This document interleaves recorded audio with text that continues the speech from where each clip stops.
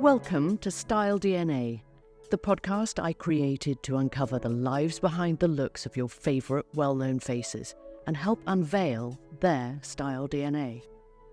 As a designer, I've always been inspired by the premise that wearing the right pieces should make you feel the best version of yourself, gorgeous and confident, and that these pieces should be designed and crafted for longevity. I'm delighted to share that this episode is supported by Karen Millen, a brand that has a 42-year legacy in the world of fashion. Their commitment to affordable luxury and making investment pieces accessible has truly stood the test of time. Whether you're searching for a timeless winter coat that will serve you for years to come, or an elegant evening dress, you'll find both classic and modern designs that are perfect for refreshing your wardrobe for the season ahead. Online at karenmillen.com. Head over to my Instagram for a link to a special treat for listeners. Today I'm going on a sartorial journey with David Gandy, one of the most recognisable faces in fashion. After winning a televised modelling competition at the age of 21, he went on to transform male industry perception and standards with his muscular build, becoming the world's first and most successful male supermodel. He's best known for his Dolce & Gabbana campaigns, the first of which became a global sensation overnight when the iconic shot of him in Capri by Mario Testino wearing tiny white trunks appeared on a 50-foot billboard in Times Square. He still fronts this Dolce & Gabbana light blue campaign today, as well as working with the biggest brands and names in the industry, from high fashion to high street. Alongside modelling, David has collaborated with a number of British brands, including M&S and Aspinall, both of which he credits as learning opportunities for launching of his own brand. David recently celebrated 20 years in fashion and marked 2 decades of experience by launching his eponymous fashion and lifestyle brand, David Gandy Wellwear, which combines 2 of his great passions, style and well-being. Throughout his career, David has actively campaigned for mental and physical health long before they captured the zeitgeist of recent years. It was his belief that clothing shouldn't just make you look good, it should make you feel good too. Outside of fashion, David is known for his love of classic cars and philanthropic work, including his ambassadorship for Battersea Dogs and Cats Home. He lives in London with his partner Steph, 2 young daughters and dog Dora. Hello and welcome, David. Thank you. It's lovely to see you again. It's a few years since we caught up. It is. But you founded your Wellwear in 2021. Congratulations. Thank you. I mean, after 20 years in the fashion industry, you're no stranger to the complexity and challenges of the industry. What inspired this move? I think the last, I suppose I have to tick boxes in my head about things I want to achieve. And this was always in my head. It was the pinnacle of not the last thing, but the thing that everything I was building for was to probably one day have my own brand. And so it's been in my head for 10 years about that's what I wanted to accomplish. And we finished the successful collaboration with M&S, in which we sold nearly about 70 million quid's worth of clothing. I mean, that was 5 years. Hugely successful collaboration. It was. As collaborations go, that was in the world of, and it was kind of the first one done, because everything is collaboration now, as we all know. It's brand X with someone else. So it was the first one, especially with a male model as well. So it was breaking new ground. And a lot of collaborations, you'll see it do very well in the first year, will then start to slide in the second year, and third year it's done, pretty much. But just on that collaboration, before we go on to Wellwear, were you actively involved in the design and creative direction The whole part. I said it was like, I took it as an opportunity to go back to school, as I'm not a designer.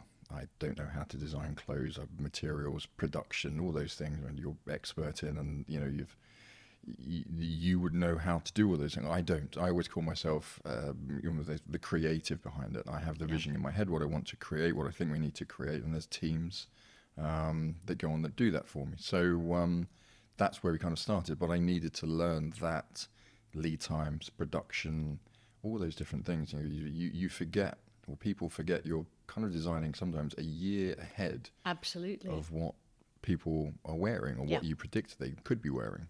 But people don't understand about factories, and I didn't understand about that you start, the samples a year ahead, and then 3 months later they're with you, and then another 2 months you're changing stuff, and then you think, we've got plenty of time until the factories are delayed, and then 6 months go, and you're then late for it. Stuff like weather. No one understands how weather affects what people are buying all the time. So it was a massive learning curve, and it was successful. But also it was 8 years with M&S in the end. So it was a long collaboration, and M&S changing, and they were in the middle of changing not just higher level and mid level and everything, and changing their branding.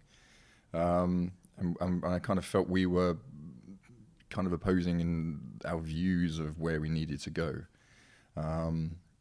So that finished, and then I was sitting around in lockdown, not really doing as we all were, and my best friend Charlie too started a branding creative agency, and said, I probably think it's time we came up with now I've got you and you're not moving, you're not traveling, let's come up with a concept. And the concept we hashed out over many Zoom meetings and conversations and bottles of red and virtual bottles of red. Virtual bottles of red, and came up with the concept of wellwear, and everything I've tried to, I suppose what I've tried to do, and people call it now, they come up with the name of disrupting, but I've always looked at trying to do something outside the box, and this was, I'd done, the M&S was successful, and I saw what everyone else was doing. I looked at sustainability, and we looked at everything. I said, well, what can be done with fabrics now? What is the technology? And that's where the team went off, and then started coming back about, the washes and the technical treatments and the aloe vera you can have in pajamas, and because it is extraordinary what you have managed to infuse in the fabrics, isn't it? So you've got anti-bacterial. Got anti-bacterial, anti-odour, which is our wellwear breathe, which is our very much sort of everyday wear, things that are close to your body, on a daily basis. You've then got wellwear care, which is on our pajamas and some of our loungewear, which is the aloe vera, so it moisturises your skin whilst you're wearing it. We've got wellwear protect, which is UV protectant for our summer wear. And I'm probably forgetting a few others. Do you find that it noticeably works? The thing is, with all these things, definitely the moisturising works, and the anti-odour. And I know this from being a dad who sometimes is so busy, might forget to shower because my kids come first, and I'm just so busy. And then you do notice it. Your clothing that I'm also out in the garden taking dogs for all these different things. But it's something that fits into your lifestyle, and you just realise that your clothes don't smell, and you're just like, oh yes, it does work. And people go, what's your take on sustainability?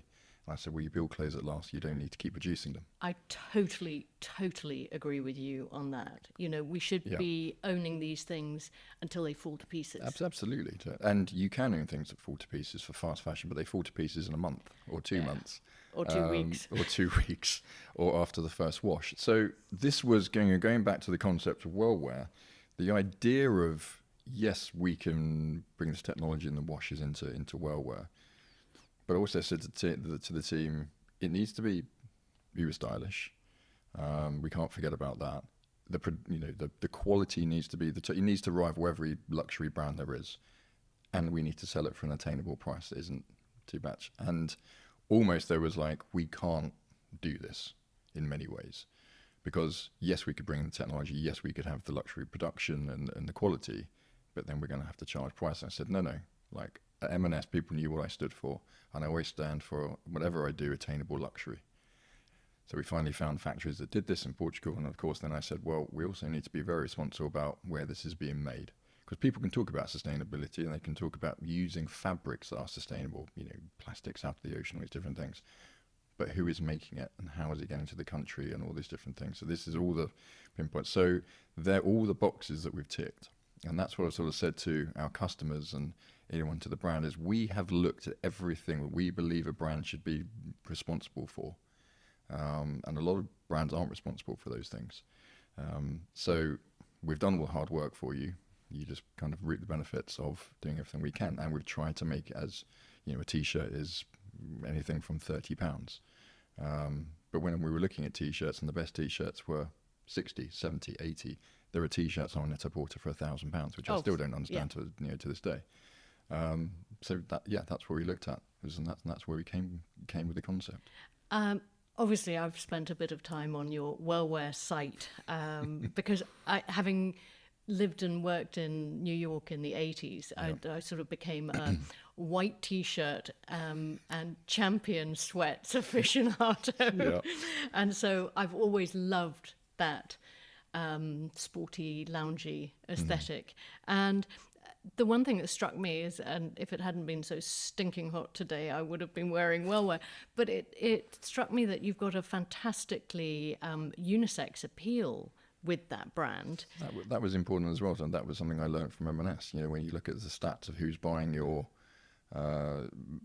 buying your collections, and of course a lot of women still buy for their partners or their husbands, and that way, or buy for themselves. So I think it was a kind of 50-50 between men and women buying the M&S autograph stuff. So of course we had to fit that into Wellwear, of course. Let's talk about pockets for a minute, because I'm a huge fan of pockets in everything, dresses, pants, everything, because I think A, it's really useful, B, it really affects how you hold yourself, particularly if in a dress, you've got something to do with your hands, and it sort of affects your body language.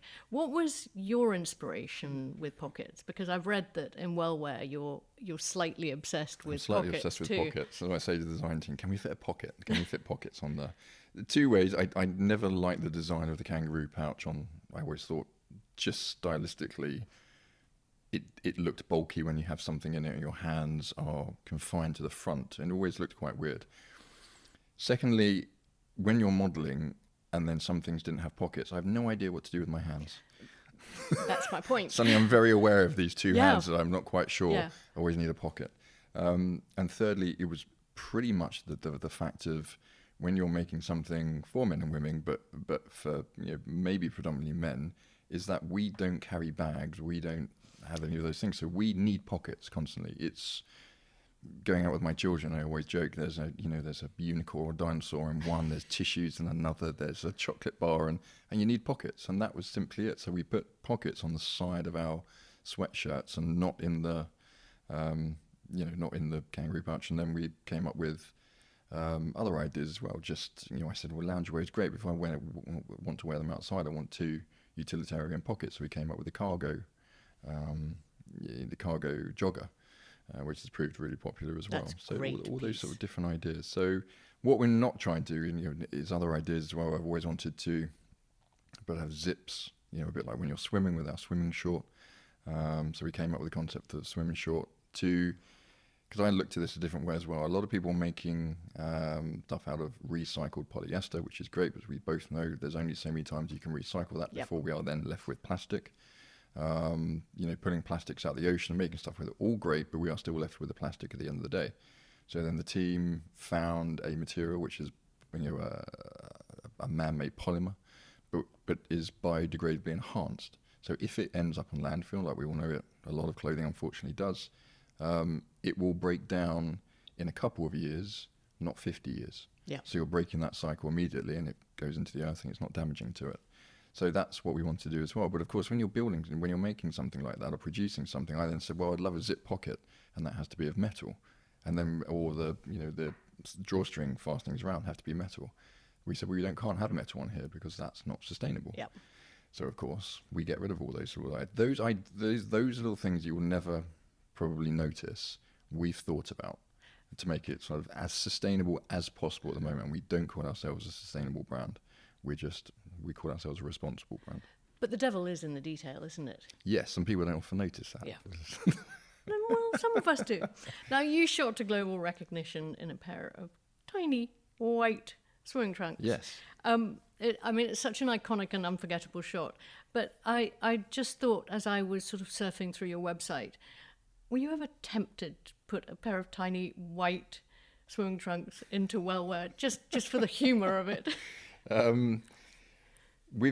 I was always, that's the persona of modelling, and that's the role I play, and I'm not really a tight swimming trunk sort of person. So I always try and be honest and sort of say I prefer shorts, and that's what we've done sort of at Wellwear. But yeah, I still own those. The first ever pair I still got. They would be worth a fortune, I'm sure, at a charity auction. The funny thing is that what people don't realise is that those sort of small swimming shorts, that took 2 hours of fitting. Now, I'm not even joking about this, because I totally get that, having done a bit of swimwear. Yeah. It's by the millimetre. Yeah, but that's the pedanticness of Dolce & Gabbana, Mario Testino, the design team. Now, I know it would just be there's a pair of swimming shorts. They wouldn't think, people now would never even think about it. But they brought out the shorts, and then the tight shorts, and then the bigger swimming shorts, and then sort of trying them all along the length of the court. All these things were thought about for 2 hours. Yeah. Because that's the creative. At that time, everyone thought about it. Yeah. And it's a lot now that people it's throwaway. It doesn't even matter. But also now you can tweak so much with Photoshop after a shoot. If you've got a slight wrinkle in the shorts or whatever, it can all be corrected. Yeah. But we didn't. I suppose Photoshop was around back then, but at the same time, it was almost frowned upon. You had to get it right in the first place. Yeah. And when you were, during that time, 2006 was probably this evolution of going from film to digital. Yeah. So you had to get that right. Yeah. There wasn't a chance, and that's what people don't understand is this roll of film went off. You didn't quite know what you were going to get, but you knew what you want because you had the best creatives and the best stylists who knew they had to get it right. You don't have to get it right now, as you say. It's like, oh, that doesn't look right. We'll put a sunset, we'll put a background, we'll change this. It's a very disposable creative at the moment, I loved that era. We went back recently. I shot with Stephen Meisel back in 2005 before Light Blue. That was my first Dolce & Gabbana campaign, and of course it was Stephen Meisel, and no one knew who it was. It was just incredible. And then Dolce were shooting a campaign. They said Stephen Meisel's shooting and Pat McGrath. It was like the old school team. Brilliant. And it was like going back, I wouldn't say show my age, 15 years. But it was so incredible to be part of. And it took 5 shots. It was like click, click, click. Thank you, Dave. We got that, Dave. Thanks incredible. A lot. Now, you mentioned Pat McGrath, so the most famous makeup artist in the world. As a man, how much makeup gets applied? Not much, really. I mean, I've always said, minimal. And, you don't argue with Pat anyway. Pat comes and goes, great, bit, like, filling or... Yeah. Filling, I don't know about makeup, by the way, filling. Sounds like I'm sanding a wall. Polyfiller. Yeah, polyfiller. But no, touch up under the eye, get rid of any blemishes, done. Like, that's basically it. And really, it's about oil, not looking too matte or too shiny or any of those different things. But yeah, it's you can't do, like with men, that's the difference. Men and women on a photo shoot is totally different. Kind of when men turn up, it's what you see is what you get, really, at the end of the day. And so yeah, but Pat McGrath I've known for how many shows I've done with her, and she's just the loveliest person. And her team is that's one example. Her team are incredible as well. Yeah, but it's interesting what you're saying, because women tend to be more a blank canvas. And it always surprised me in the years in the fashion industry of sometimes the sort of cleanest, plainest faces transform into these extraordinary faces with makeup and with lighting and all the rest lighting is probably more important than anything, I would say to anyone. And that's why people go, why do you travel? Why have you gone to Wassasat to go and shoot in the middle of the sun? And I said, well, look at the lighting, or look at the golden light, or the golden. This is one of the things that you used to go on a trip, and you used to be up at 5 o'clock in the morning to get the light until 8 o'clock, and it was too bright. And I never understood this when I was a very fresh-faced green model. I was like, why are we not shooting? Yes, why are we having from 10 6 o'clock hours onwards? off? And with the most powerful light, we can't do. And then they we'll see you back at 3:30, and then you'd be shooting until dark. And that's just because of that golden light. Yeah, you'd understand. Yeah, that. aspirational golden light. I was doing a shoot the other day, and it was all supposed to be in the golden light. Yeah. We had horizontal rain the whole day. Yeah. Now, I know you're an incredibly busy man and you love lots of projects, your vintage cars, What are you most excited about at the moment? I'm most excited about Wellwear, of course. It's tough. We kind of started it by, I think, any more of a difficult time. We came with the concept after lockdown. We started it just after everyone was slowly getting out of lockdown. We've then got, of course, the living crisis, the cost of living crisis. Brexit, cost of materials going up because of the Ukraine war. I mean, everything is tough. People not spending, mortgages going up, interest rates going up. So we are doing very well. We're fortunate at the moment. We're doing okay, but it is tough, and we are seeing, and I think you'll see a lot more brands sort of failing and closing shop, unfortunately, within the next sort of couple of years. Yeah, sadly so.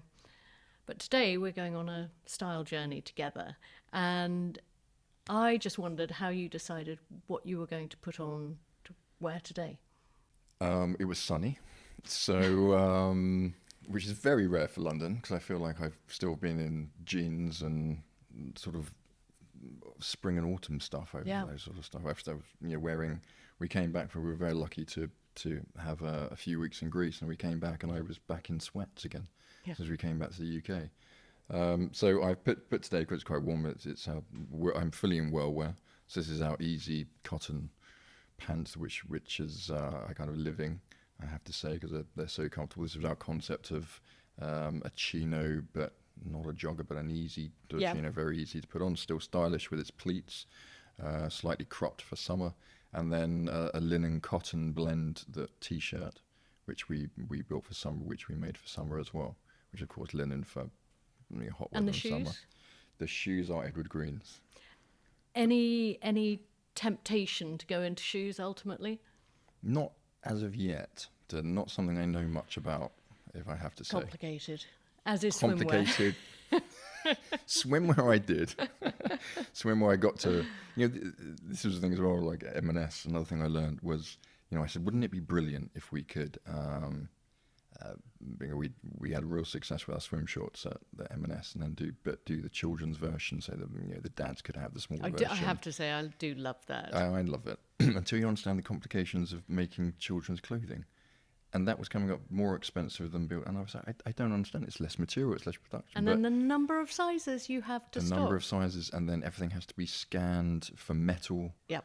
To make sure there's no pins or anything in it. So we've got, but I didn't know that. I just thought it was a lovely concept I come up with. Steep learning curve. Steep learning curve. But yeah, so, but I have to say, the idea of Wellwear as how I dress is the ease of, wearing something that you're comfortable in, which was always chinos or jeans and t-shirts and sweats, but making them stylish and making them out of the best materials. And that's, I'm not just saying this, that's where it's easy, because I can put like a black t-shirt and I like a scoop neck, which we do, our ultimate scoop. People don't realize the neckline of how that affects a t-shirt. Oh yes. They just think a crew neck is a crew neck, and I said no, there's many crew necks, there's many sort of ways to do crews, and then you start educating people on how to wear them. And I said, look, if you have a lower crew and wear a shirt under it, wear it under a jacket, it's a lot more elegant than a higher crew. It depends on how you're built, if you're better built, all these different things that people just, and I didn't realize, and I've learned, and I'm hopefully putting this all into. And you probably instinctively learned, and now you're very aware of that. Yeah. But interesting, you're obviously a certain physique, and there's a huge amount of quite slim. I'm not saying you're not slim, sorry, but in their frame, let's put it that way. Yeah. And how do you deal with that in the design process? Because people always used to say to me, "Oh, you design for yourself; it's all for tall or whatever." But I always said, no, actually, we have 4 different types of women that we're trying to cater to. Yeah. How do you approach that in the design process? We're sort of the same. So we will generally try and... One of my pet hates was the fact is on our essentials and our core, I never wanted to change the sizing because I've been very sort of loyal to brands when I find the fit that fits me, and I'll buy them for years. That's how generally men shop as well. And then suddenly you're getting, well, you've changed that jean size, or you've changed this, or you've changed that T-shirt size on that neckline. So we had to cater for everyone. And that is just, I think, fitting. So our ultimate tees are slim fitting. They are much more closer to the skin. You then have our heritage tee, which is oversized, which fits a whole array of sort of people. But our actual sort of sizing doesn't change. It's still the same size on, the shoulders and. Do you have different fit models for the different sizes? Yeah. I'm not allowed to fit. My team, no, I'm apparently my team told me I'm a strange shape. Maybe why I didn't work that much, and when I was modelling, every time I tried to fit something, it didn't quite work out. But they say, but we can't fit it on you because you are, you're a 41 chest and big shoulders, and then you're a 31 waist. That doesn't equate to what you're trying to sell. So I'm not making it for me. Yep. This was always important, and that's why I always have to sort of look at it as well. It's like I understand what I would wear, or what I would like, but that's not going to translate to what other people are wearing at the same time. But do you find it's important to put pieces on yourself? Yeah, of course. I have to want to wear the stuff, of course, as well. It's important, isn't it? Yeah. But going back, you grew up in Essex. I did. Were you exposed to fashion at a young age? Did you have a dapper dad? Definitely not. My dad still jokes that because he used to be his go-to, like for the weekends out of, because he was suits he built his own businesses, and he was but he was in suits. That's why I knew my dad for. But he always used to wear corduroy. That's what I always wore. My dad was in corduroy on the weekends, just like trousers. And then of course corduroy came back a few years ago. And of course I went back in corduroys, and my dad said, "See, I told you I was ahead of the curve there." But no, but I always say my father and grandfather, they both came from quite impoverished backgrounds. They couldn't afford.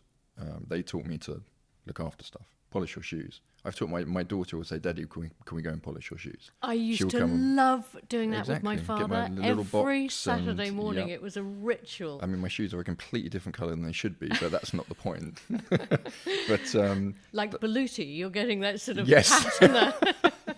The tans are now dark brown on the other side. But that's how I was taught to. You look after stuff. You look after your items. And my first suit was one of my dad's, who he didn't have expensive suits, but he did have a wool suit made, and it was a beautiful suit, and I've still got it in my cupboard today. And that's how. And my dad and my grandfather were always very panicky on how a tie it had to be a half Windsor. Yeah, it was never anything else. So I grew up sort of understanding that, but it was never about fashion. There were no fashion magazines. It was, I fell into the fashion industry, but my mum said, and she does say, but you were very pedantic about what you would wear. Like, she would buy something, I'd be like, no, I'm not wearing that. But do you remember the first time that clothes actually made you feel different? I remember being in tears about having to wear a green anorak once. And I don't know what, I remember this plan. I was like, I'm not going to school in that. I'm not going to school. My mum was like, it doesn't matter. It's cold. I was like, it does matter. And you realise that because the way it makes you feel. Yeah. I just felt shit in that. And I felt like I didn't want to wear that. And then there were other times as well where I remember putting a T-shirt. I was very young, T-shirt and then a shirt over the top. And I don't know where that inspiration came from, but I remember looking, going, yeah, that looks good. Didn't know anything about it, and sort of walked out, and probably far too young to sort of realise that. But I'd been inspired by something. I was probably watching Miami Vice. I mean, it sounds like something from there. So there's always those bits of that I do remember, but you don't understand why you're having those feelings about clothing. But feeling is a really important part of the creation of your brand, isn't it? Yeah, clothing should make you feel good. Yeah. That's Bravo to that. I'm the inspiration behind it, really. a big believer in that. I mean, you're often on best dressed lists. How does that feel? It's an honour. Does it feel pressurized when you're going to an event that you know you're going to be on the red carpet? I dress for me. I always have. I never follow trends. I never have. I've never had a stylist. It's just always been, when you said about what did you decide what to wear today, I went up to the wardrobe and put a couple of things together. I didn't think about what I was wearing really, and I never really had. People go, how long did it take to get? So you're a mood dresser? Probably a mood dresser. In some ways, I dress for what is appropriate to to the event, to the timing. I'm glad you got really dressed up for today. Sorry, with my linen t-shirt, which is slightly covered in dog hair very now chic. from my. But I'm a big believer in that. I'm believing in respecting what I'm going to as well. If it's black tie or white tie, you're digging yourself in deeper by the second. But it's that's what I sort of do. I love suit. I still love suiting. I still love tailoring. I was going to say, I know you love tailoring. Is there a particular tailor that you love? Well, I know quite a few. So if I wanted tradition, anyone says to me, "Where do I get the ultimate black tie?" Yeah. Or evening jacket. I say Henry Paul. They invented it. It's midnight blue. They say no, it's black. I said no, midnight blue. Oh, has lovely. to be midnight blue. I can tell you the history of why it should be midnight blue. Go to Henry Paul. And then if you wanted something, Anson Shepherd, incredible. My go-to is Tom Sweeney. Has been Tom Sweeney for probably over 12 years now. I've working with those guys. Would you ever consider putting proper sort of formal tailoring into wellwear? I would like to. I've collaborated, but I would do a collaboration. But it's not something. Tailoring is an art that I don't have. Yeah. I'll be really, really, I always say when hopefully I'm okay at something, good at something, I've learned something, I've paid my dues and learned something. And then something in tailoring, I can pick a material, I can say what I like. But again, tailoring is in cutting and is an absolute art. And that's what I would do a collaboration with, say, Tom Sweeney or someone else. And we have our form of tailoring in there with our easy jacket and our easy suit, and it may be something we're going to a bit further, but I would never class it as tailoring, no. Do you remember what you were wearing when you first met Steph?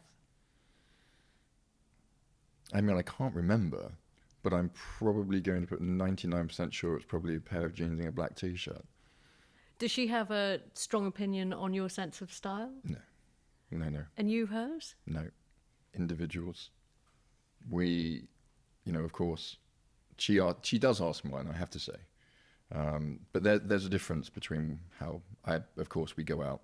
I have a 10-minute window between putting the kids to bed, having a shower and getting ready, where she has ordered dresses for the event before. She's trying them on, and we have a good week of, does that look, how does that look? Should I wear something else? And of course I come with that typical sort of partner of like, have you not got anything in the wardrobe? I've got nothing to wear, and we go in those stereotypical sort of arguments about stuff. But you'll know, I think she realised now we were going to a wedding and there was one dress she came down. I said, that's it, don't go. And she went, I'm not sure. And then she went to buy all the other stuff. And then she came back and I was like, where's the first one you tried on? Like at the beginning of the week, she put it on.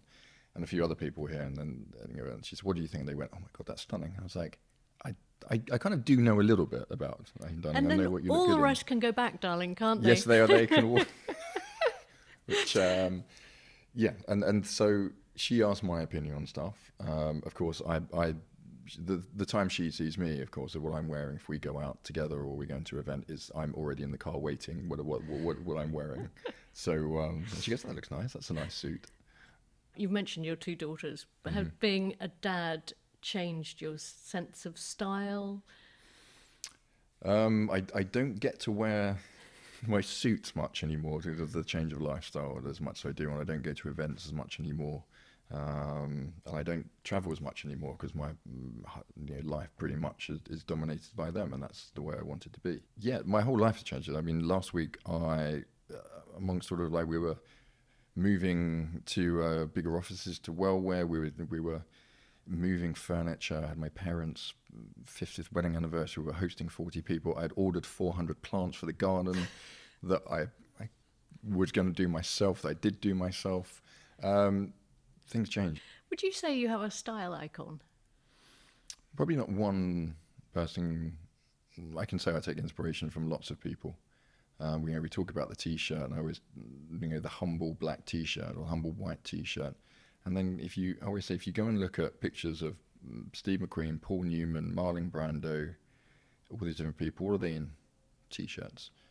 Dolce & Gabbana, what I see them in is black T-shirts. But they're great fitting T-shirts, and they suit the style of their bodies over the time. They've always been my inspiration. They have, and we are still being inspired by Steve McQueen and Paul Newman to this day, which is a little bit sad in some ways. And I think actually it's been, they dressed utilitarian to how they wanted to dress and what they felt comfortable in. And I think it's much more, it seems like everyone now is sponsored, in want of a better word, because they have to look, like the brand they are working for. And that individuality has been taken away. So I think it's hard to have some more style icons now, unless people are dressing for themselves. Ryan Gosling does it very well. I think he always has. I think there's a part of old school Hollywood charm and sort of style that he brings to it, and looks great in everything. King Charles, I've always said for years and years, is one of my sort of style icons. His suits are incredible, aren't they? Yeah, absolutely. And when I thought I wanted to look great in, I think it was white tie or black tie, we were at an event up in, it was Wall Week, and then Prince Charles then came down and just killed me in the style stakes. He was in velvet and kilt and everything. I was like, oh, you've ever worn a kilt? You've killed me. Have I ever worn a kilt? You were talking about your Scottish roots. I was talking about my Scottish roots. Maybe now that my DNA keeps coming back as more Scottish, I should look at what maybe I do have a Celtic. You might even have kilt, a family tartan. I might do a family tartan. I think I did look at it once. My grandmother's name is Bruce, and I did look at it. It's an ugly tartan. I can't do much with orange. I have to say, orange is not. I remember it being a lot of orange. I think I can't do much with that. I must admit, I did look at the Wakeley tartan. Maybe not. Yeah, exactly. But if you were to describe your style in 3 words, or if Steph were to describe your style in 3 words, what would that be? It's easier if someone else is describing you, I find, rather than you describing your own style. Creating a style, I would say, one of the words would be stylish. And it's because you take one of those words, stylish means different things, but you can have a stylish T-shirt, you can have a stylish suit, all those different things. But there's a style to it. Someone can have, £1,000 something or other branded by someone. I wouldn't call it style. And I think style is truly lacking these days in many ways. Another 2? But there's an element of utilitarian. I am a utilitarian.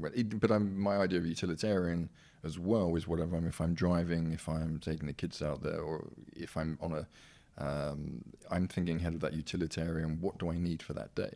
Fit for purpose. Fit for purpose. And then the third one, if I'm totally honest, comfort. Because I think fit and comfort is terribly, terribly important. Women will know this, Steph will come down and she'll take her, first thing she does, if you get into a car and then you take her shoes off. It's bloody uncomfortable thing. Sitting here with no shoes on. But she'll do it on a night out because of what women would like to wear on a night out, and they're uncomfortable. They look great. The first time I understood about tailoring, and I call this tailoring, about bespoke tailoring, was the first time I put in a suit that was fitted to me. And then it was unstructured. It was fitted to my, exactly how it was. It felt like it was made for me. A glove. But it feels like a glove. And that's what I say to men. They go, I don't want to wear suits because they're so stiff. And I said, no, you have to look at unstructured tailoring. So fit, and fit is, but with fit you get comfort. Yeah, absolutely. I think that as men age, they get more distinguished with their looks. And they suit their lines, and there's something. God, I hope so. Absolutely, trust me. But you've still got the modelling element of your life, your work, Would you ever consider any anti-aging treatments, any Botox, any? I mean, never say never. But no, I haven't so far. And there's an idea. It's hard because of people are still. My image, almost I've grown up in the last 20, it's now nearly 22 years of my face being in the public eye. And people can revert and say, well, you've got older. And I said, yeah, 22 years older. Life from happens. Where I started. Life happens and stresses happen. And, it also, the world, we're in within the fashion world, we know how stressful it is. But also, there's things you can do, sun exposure, traveling, flying, non-stop, no sleep. They're the three things that, if you looked at how not to age, and they're the three things I've been doing pretty much, including stress and own businesses and all those different things. And young children waking you up at 4 o'clock in the morning. There you go. But I always say I was perfect for that because I never really slept anyway, and I was jet lagged for 20 years of my life. So having children waking me up and getting no sleep was just natural for me. But I say that, and so they're tough conditions. And again, like we're going back 22 years, is we didn't understand so much about sun exposure and have all the products that are available now. Yeah. Then, I barely go in the sun. If I do go in the sun, I make sure I'm protected. I didn't in my 20s and my mid-20s. No idea. So, I mean, and they say that the sun damage that we did 30 years ago is what we're wearing on our faces now. Yeah, absolutely. Great. So, something to look forward to. So yeah, I believe in hopefully growing old gracefully. Of course, there are some. I've looked at men's grooming for a long, long time now. I still think there's a gap in the market, an educated gap in the market to understand exactly what's in the market, because I didn't understand when you were talking about vitamin C's and acids and all these different things you put on your faces. They sound horrendous, but you have to understand what they are. So yeah, there are, I think, a lot of products now. But at the same time, I'm very not careful about what I eat, but because I eat everything. But I've been careful of my diet. I've always made sure I have fruit and vegetables. Vitamins are important. Exercise is important. Water is important. So it's what you put in your body. So hopefully with that, I've had that covered. Yeah. Talking about your body, I feel like your physique has always been part of your identity. Mm-hmm. What originally inspired you to hit the gym? First, it was sport. I was a very sporty child. Yeah. So it was fitness and sport. Secondly, I was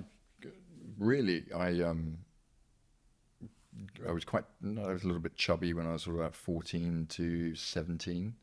So the idea of that to me, and it was nothing you could really do about it. That was just a growing puppy fat stage. Yeah. There was nothing you could do about it. You didn't realize that time. And then one day I woke up and I was just over 6'2", and I was slightly gangly 19-year-old. And then sort of filled out. And that was really to the point of I shot up, and I was, you can never call me skinny, but I was in that point, and that's just growing. And I didn't feel comfortable. And I wanted to feel comfortable in my own skin, and that was having a better body. And at that stage, all the sports and all the teams and all these different things I couldn't do because I then started traveling for the modeling game, the fashion game. But one thing I could do, there was always a gym. And so I've just trained for myself and for my actual mental well-being as well. That hour at the gym, it's been cut down to 45 minutes at the gym, is my solitude, is my headphones in, no one around, phone off. It's 45 minutes a day. That's it. That's pretty much just the quietness I can get. And I've done that now for 20 odd years. But you're not necessarily the norm. There's always has been a huge movement for super skinny in fashion. I'm not saying you're not skinny. But do you think that fashion has a lot to answer for in terms of eating disorders, in terms of that aspiration to be just thin? You said it there. And I know what you're doing when you're answering, you said, I'm not saying you're not skinny, because I don't think you want to insult me and say, that is more of an insult saying I'm skinny. That's the worst thing anyone could say to me. If they say, you've lost weight and you're looking a bit skinny.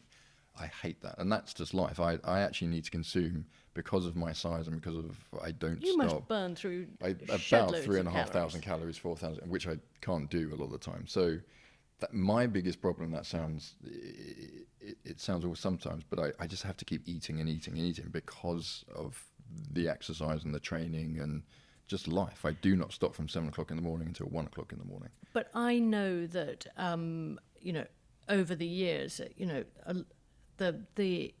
you've probably not been able to model for certain brands because of your physique. And, they cut for very, very petite, let's put it that way. Yeah. Do you think, is it a bit chicken and egg? Well, depends on the brand. You know this. When I started modelling, I would go and do fittings, go and try out for fashion shows. Yeah, I couldn't get the trousers over my thighs. How did that make you put feel, t-shirts out on. of interest? I didn't feel anything. Yeah. I was just like, well, I'm not going to look good in that. Very black and white. I'm a very Yeah. black and white thinker. Yeah. Things like that. I never take anything really to heart. So I was like, oh, well, it doesn't fit God, me. there's a lesson there, isn't there? Well, there is. That's another podcast. But it was. Yeah, they're finding that brand. At that time is making for that aesthetic. You don't fit it.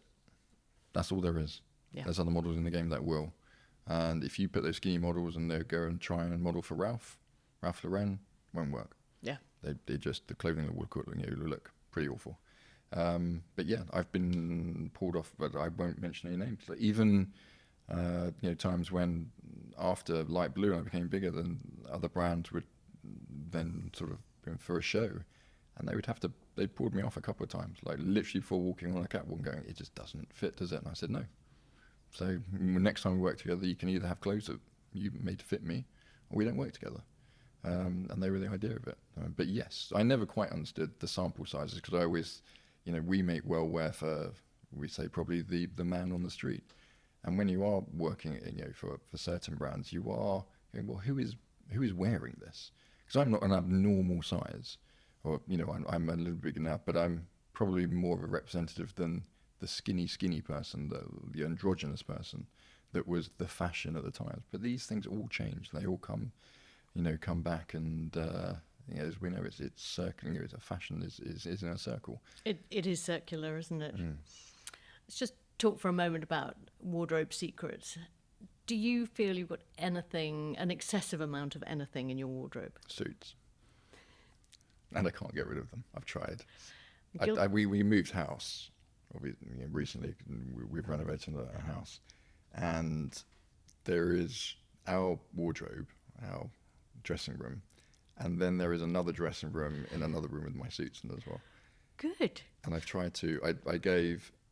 I gave a lot of way to a couple of charities that people can't afford suits to go to interviews to and everything. Oh, is so that? We gave them. I can't remember what it is, but there's a couple of them that do it. Anyway, I gave a lot to those, to that charity. And there's suits that I'm not even wearing, but I can't get rid of because of a certain memory or a certain something I had made for it. And there's others that don't even probably fit me anymore from many, many years ago. But there's the first British Fashion Council, British Fashion Awards I went to before I worked with Dolce.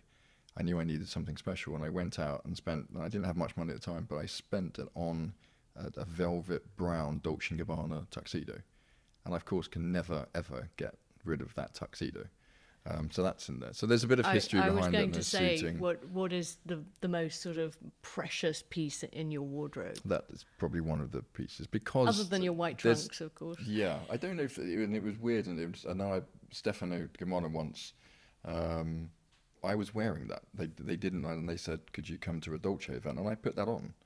And Stefano Gabbana was in the same, and he said, we didn't make many of those. When did you? And I bought it before working with Dolce. So that was, I am a believer sometimes that Tanny Anson, the head of Select Model Agency, you say you've kind of put things out there in the universe sometimes, and that was, going. I don't know why I chose Dolce & Gabbana at that thing. It was just the most stylish tuxedo I'd ever seen at that point. And that's what I wanted to wear. And there's just different memories to different things. Things I've raced in, historic races, and I've had suits made for it with vents and all these different things. I'm never getting rid of that. Like that will be in the wardrobe. Do you ever buy vintage? Yes. Well, all I used to buy was vintage. I used to love between traveling, if I spent any more time in London, I used to spend a lot of time in New York. And the vintage stores and the sort of outlet stores and all those sort of charity stores was so much better than the UK. I still have jeans, and I know they're by the Co-op that I bought in, and they're still the best fitting pair of jeans I have, and they're from vintage stores. I've got leather jackets, shearling jackets, overcoats made from the Second World War. Oh, amazing. Yeah, in my wardrobe. I was doing some sourcing from a military because I love to customize these parkas, and some of the stories attached to them are just extraordinary. And I love the fact that in the label you can tell what war it was for or what year it was made. But that's a lot of my inspiration as well. I remember designing this long full overcoat at M&S when I was ambassador of the tailoring, and we did this incredible coat which people still say is one of the best coats, and they still wear it to this day. And they said, what was the inspiration? I literally pulled out a coat that I brought to a vintage store and said, that's the coat. Yeah. We can change a little bit about it, but that is, you don't get any more stylish than that. So that's been a lot of inspiration to me, is historic clothing. Yeah. Let's move on to quick fire questions. Go. What fashion advice would you give your 20-year-old self? My 20-year-old self, my goodness, when I was at university, what was I wearing? Fashion advice. Did you have a mullet? No, I didn't have a mullet. I'll go for a mullet now, I think. 20-year-old self, I would say to anyone, be an individual. Don't follow trends, try and set them. Which fashion trend would you most like to see make a comeback? Bowler hats. Interesting. What fashion or beauty trend would you consign to Room 101? Logoed or pictured T-shirts. Your last impulse buy? My last impulse buy, I was in New York. I bought a very wide-legged Japanese cargo. I don't know why I bought them. They were fab at the time in the shop, and I got them home. I'm not quite sure why I bought them. Views on tattoos? Individual. If you like them, you like them. I don't have any. Beauty or well-being treatment you couldn't give up? Vitamins. High-end or high street? That's very difficult, and that's very difficult for me. Can be both. I mix both. I have to say both. Crocs, cute or puke? I have no idea the three words you just said. Crocs. Crocs. Cute or puke? Right. Crocs, cute or puke? Sorry, puke. Sports luxe or rock and roll? Sports luxe. Savile Row or jeans? Oh. Put your hands together. Like Double-breasted, single-breasted? Double. Trend or style? Style. Colour or monochrome? Judging by my wardrobe, monochrome. Hoarder or editor? I would actually say editor. Charity shop or resale? Charity shop. Boxers or briefs? Boxers. Budgie smugglers or board shorts? I'd have to go halfway. I wouldn't wear board shorts. I'd go shorts. Beanie or baseball cap? Baseball cap. And finally, one last question. At the end of the day, what do you or don't you wear in bed? I don't wear anything in bed. Now, finally, if you could turn the style DNA table on me, what question would you ask me? Oh my goodness. This could be another podcast, just me asking you questions. What's the favourite piece you've ever designed, which is probably a very cliche story, but... Oh. Or the one that... one that changed. Is there a piece that changed the perception of what you did? In early days, I did an oversized cashmere I called it a boyfriend sweater. Yeah. Because when I started, women just didn't buy cashmere. Okay. They borrowed their boyfriend's sweaters. Yeah. So I thought, okay, let's have a bit of fun here. I'm going to do a boyfriend V-neck oversized sweater, but I'm going to line the sleeves in silk so that your boyfriend can't nick it back. And so you can roll up the sleeves and you've got that lovely silk. But being cashmere as well. So that, I think, to this day, is my favourite piece. I feel an Amanda Wakeley Wellwear oversized cashmere silk. Any day, David, any day. I love what you do. Write this idea down. That sounds lovely. Thank you so much. Thank you for having me. Such fun going on a style journey with you. Really, really appreciate your time.